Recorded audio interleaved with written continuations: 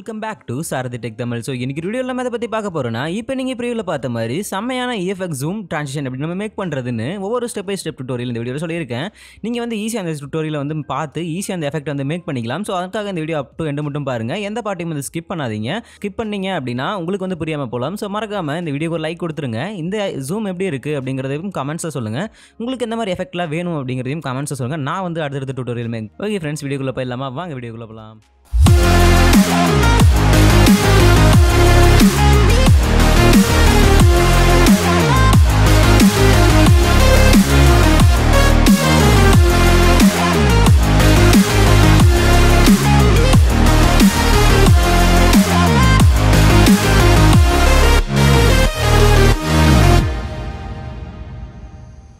Okay friends, first நீங்கள் preset வந்து import பண்ணதையுமே பார்த்தீங்கன்னா இப்படி தான் வந்து இருக்கும். ஒரே ஒரு ஃபோட்டோ மட்டும் அல்லது ஒரே ஒரு வீடியோ ஃபைல் மட்டும் நான் கொடுத்துருப்பேன். ஸோ அதில் தான் பார்த்தீங்கன்னா நம்ம யூஸ் பண்ண வேண்டிய அந்த EFX ஜூம் எஃபெக்ட் வந்து இருக்குது. ஸோ இதை பார்த்தீங்கன்னா நீங்கள் வந்து காப்பி பண்ணி பேஸ்ட் பண்ணிக்கலாம். ரொம்பவே சிம்பிள் தான். நீங்கள் வந்து கஸ்டமாக வந்து என்ன ஒரு கீ ஃப்ரேம் அந்த மாதிரி ஆட் பண்ணணும் அப்படிங்கிற அவசியமே கிடையாது.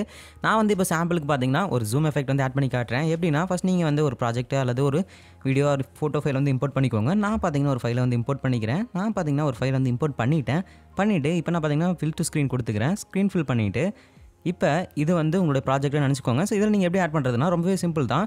நம்ம இதுக்கு முன்னாடி ஒரு ப்ராஜெக்ட் கொடுத்துருக்கோம் இல்லையா, நீங்கள் வந்து ப்ரீசெட்டாக இம்போர்ட் பண்ணீங்களா, அந்த ப்ராஜெக்ட்டுக்குள்ளே போயிட்டு அதில் ஒரு ஃபோட்டோ கொடுத்துருப்பேன். ஸோ அது மேலே கிளிக் பண்ணிவிட்டு அதில் எஃபெக்ட் அப்படின்னு சொல்லிட்டு ஒரு டூல் இருக்கும். அதுக்குள்ளே போயிட்டு 3 டாட் இருக்கும், அதை கிளிக் பண்ணிக்கோங்க. கிளிக் பண்ணதையுமே காப்பி எஃபெக்ட் அப்படின்னு சொல்லிட்டு கொடுத்துருப்பாங்க.